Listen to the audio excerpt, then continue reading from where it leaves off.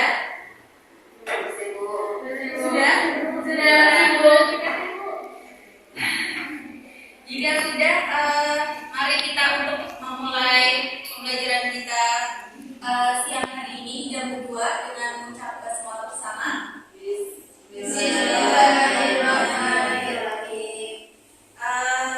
Tadi di jam matematika, belajar matematika ada semua? Ada yang sakit itu. Siapa yang sakit? Oh iya. Semua sakit? Masika Mariatu, Bu. Sika sakit ya. Siti Khadijah berarti hadir ya? Hadir. Nur Hasana? Hadir Ibu. Dimas? Hadir Ibu. Zahra Zaituna? Hadir Bu. Ya, Hana? Hadir Bu. Ya, kalian pasti sudah tahu ya hari ini kita akan belajar tentang apa? Soalnya sudah terpampang jelas. Perabot. Ya, jadi hari ini kita itu akan belajar mengenai perabot kantor. Nah, kalian tahu nggak perabot kantor biasanya yang kalian sering lihat itu apa saja? Contohnya meja, terus kursi, lemari. Nah, biasanya perabot kantor itu digunakan untuk apa? Menyimpan barang. Kalau kursi buat apa? Duduk. Meja biasanya untuk meletakkan apa saja? Makanan, buku, apapun itu. Nah, ya. Jadi hari ini kita akan belajar itu ya. Nah, ini indikator yang akan kita bahas. Jadi nanti kita itu akan belajar mengenai pengertian dari mesin kantor, lalu pengertian perabot kantor, macam-macam dari perabot kantor, dan standarisasi dari perabot kantor. Nah, untuk tujuan pembelajarannya seperti tadi, nanti kita juga saya harap anak-anak setelah belajar mengenai perabot kantor ini, kalian akan mengetahui mengenai definisinya, lalu macam-macamnya, terus standarisasi dari perabot kantor itu apa saja, seperti itu ya. Nah, yang pertama ini pengertian dari mesin kantor. Jadi sebelum kita masuk ke perabot kantor, kita itu belajar mengenai mesin kantor ya. Jadi ada yang bisa bantu untuk bacakan? Silakan dibaca. Jadi mesin kantor itu merupakan perlengkapan yang berupa peralatan-peralatan yang biasanya digunakan sebagai tempat untuk mengumpulkan atau menghimpun, mencatat, serta mengolah bahan-bahan ataupun data dalam kegiatan ketatarusahaan yang cara bekerjanya menggunakan tenaga elektrik ataupun magnetik. Ya, itu merupakan pengertian ya dari mesin kantor. Jadi peralatan yang biasanya itu digunakan sebagai tempat untuk mengumpulkan atau menghimpun, mengelola bahan-bahan ataupun data dalam suatu kegiatan ketatarusahaan. Nah, itu biasanya untuk mesin kantor itu cara bekerjanya menggunakan tenaga elektrik ataupun magnetik. Nah, dari pengertian mesin kantor, sudah paham semuanya? Ibu. Berarti kita bisa lanjut ya untuk materi selanjutnya. Nah, materi selanjutnya adalah definisi perabot kantor. Coba Dimas bacakan. Perabot kantor yang tidak habis pakai dan dapat digunakan berulang-ulang dalam kurun waktu yang lama. Ya, jadi untuk perabot kantor itu adalah peralatan kantor yang tidak habis pakai dan itu biasanya itu dapat digunakan berulang-ulang kayak tadi meja, kursi itu kan bisa digunakan berulang-ulang ya dan tidak habis pakai dalam satu kali pakai. Nah, ini untuk macam-macam perabot kantor. Ada yang mau bantu membacakan lagi? Bu. Ya, Bu. Iya, silakan. Macam-macam perabot kantor. Yang pertama itu meja. Ukuran luas permukaannya disesuaikan dengan kedudukan dan jabatan orang yang mempergunakannya. Tetapi yang terpenting bahwa permukaan jangan terlalu besar agar segala sudutnya dapat dijangkau dengan tangan oleh orang yang mempergunakannya. Nah, sedangkan tingginya untuk golongan meja di Indonesia lazim digunakan ukuran tinggi kurang lebih 0,75, yakni dengan yang dapat membentuk jarak antara meja orang yang sedang menulis atau membaca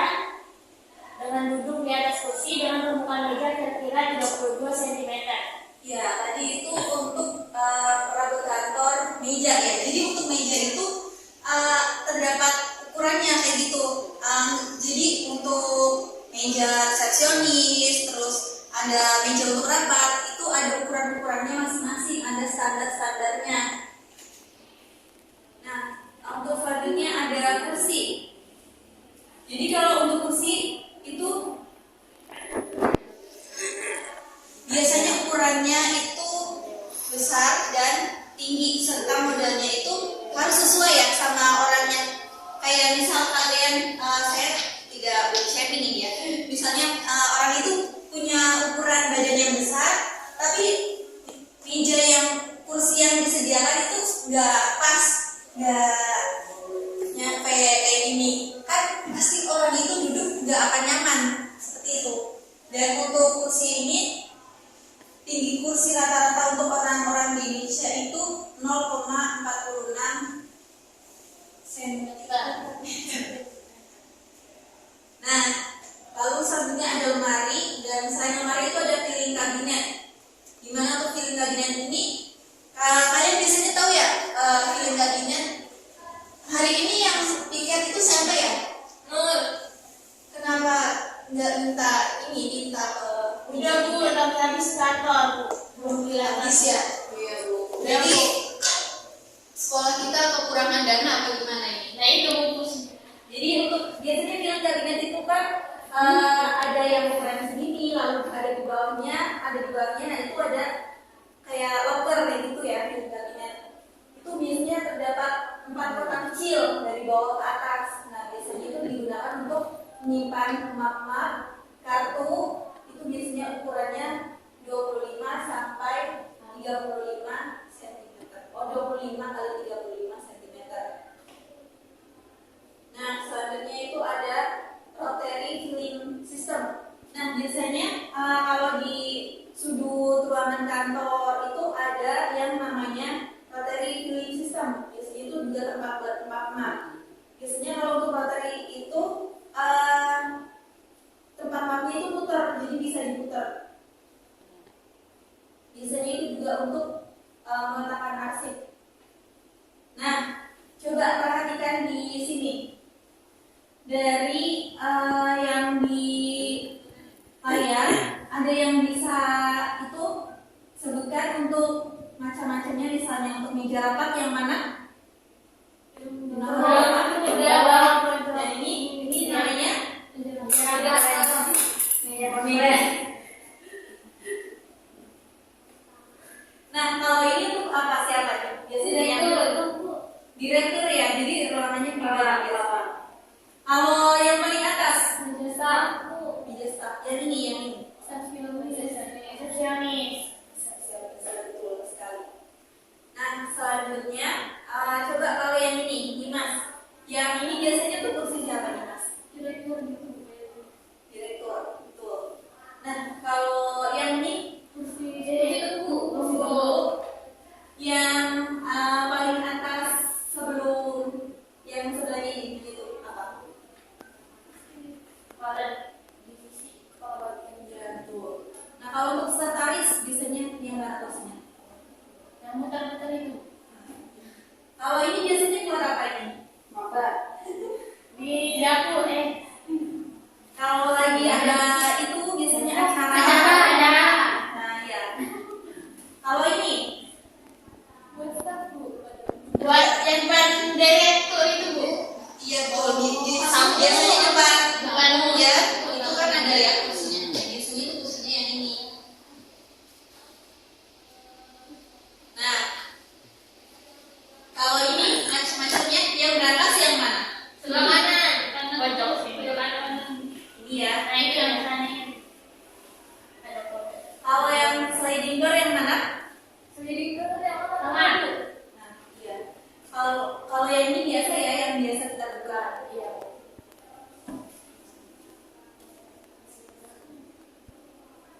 Nah, selanjutnya.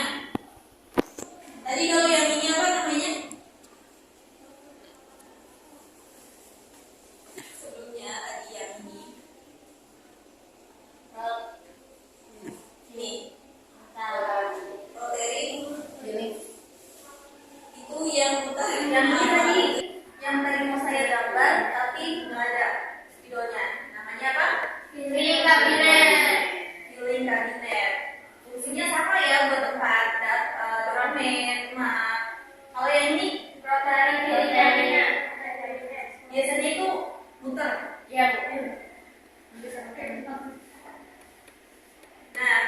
dari yang sudah tadi dibahas, coba saya mau kalian diskusi dengan teman kalian untuk kelompok 1, lalu kelompok 2, kelompok 3. Nah, untuk kelompok 1 itu mengenai standarisasi perabot kantor itu yang secara umum.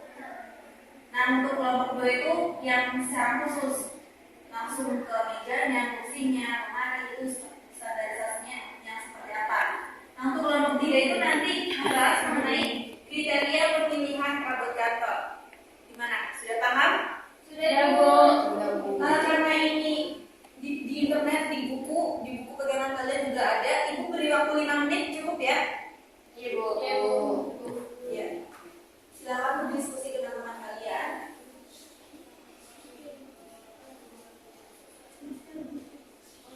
Gimana? Ada sumbernya kan? Ada, Bu. Diskusi ya sama temannya. Oke, Jangan Bu. ngerjain secara individu. Siap, Bu.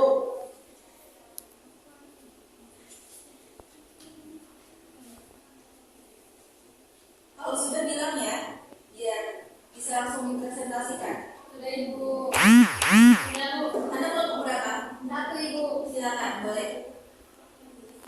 Iya, silakan.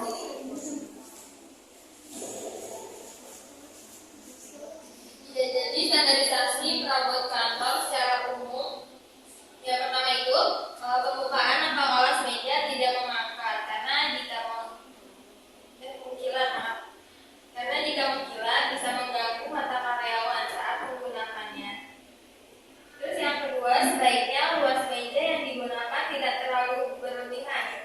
Berbeda dengan meja khusus untuk rapat yang umumnya itu berbentuk huruf U. Nah, luas atau ukuran meja sebaiknya disesuaikan dengan ukuran ruangan di kantor. Nah, yang ketiga, sebaiknya pilih model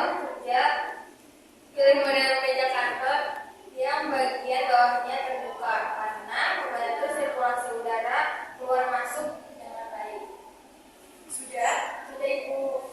Untuk dari kelompok lain ada pertanyaan tidak untuk kelompok 1 mengenai standarisasi perabot secara umum? Nggak ada, Bu. Sudah paham semuanya berarti ya? Ya, Bu. Kelompok 2 sudah selesai belum diskusinya? Sudah Bu. Silakan boleh disampaikan hasil diskusinya. Ya, bisa disampaikan. Baiklah, saya mewakili nomor 2 akan membacakan hasil diskusi kami tentang standarisasi perabot kantor secara khusus. Yang pertama ada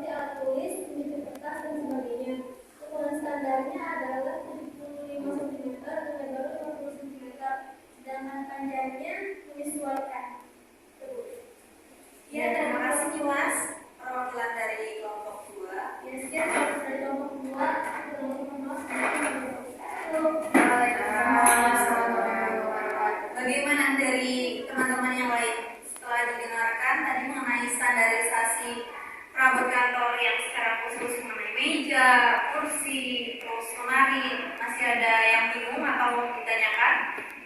Jelas Bu. Jika sudah jelas, kita lanjut ke kelompok 3 ya, mengenai kriteria pemilihan perabot kantor. Silakan kelompok 3. Ya. Kelompok 3 yaitu membahas mengenai kriteria pemilihan perabot kantor. Yang pertama yaitu perabot yang fleksibilitasnya tinggi, di mana artinya perabot kantor tersebut harus dapat dengan mudah dipindahkan dari satu tempat ke tempat yang lain. Yang kedua yaitu perabot yang mudah dipakai. Selain mudah untuk dipindahkan, perabot yang dipilih harus mudah untuk dipakai. Hal ini agar perabot itu dapat digunakan oleh semua pegawai yang membutuhkan karena cara penggunaannya yang mudah. Kriteria yang ketiga yaitu perabot tidak harus mahal. Yang harus dilakukan adalah memilih perabot tidak dilihat dari harga, namun dilihat dari kualitasnya. Apabila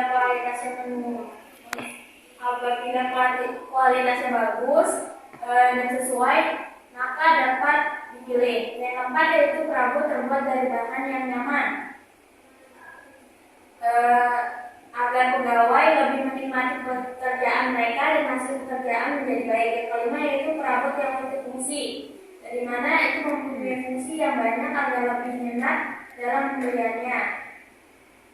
Yang keenam yaitu perabotan yang dibeli harus menghemat ruang matai. Yang ketujuh yaitu tinggi meja terhadap kursi diupayakan sepadan. Dan yang terakhir yaitu logam lebih awet dibanding perabot dari kayu. Sudah itu. Terima kasih Bu. Terima kasih Nur, perwakilan dari kelompok 3 yang tadi membahas mengenai kriteria pemilihan perabot kantor. Seperti tadi kelompok lain yang sudah mendengarkan penjelasan dari kelompok 3, ada yang masih belum paham? Sudah paham semuanya ya? Sebelum kita mengakhiri kegiatan proses pembelajaran kita pada siang hari ini, mungkin dari teman-teman ada yang bisa menyimpulkan atau memberikan kesan, pesan mengenai materi kita atau mengenai cara Ibu mengajar. Ibu persilakan. Silakan.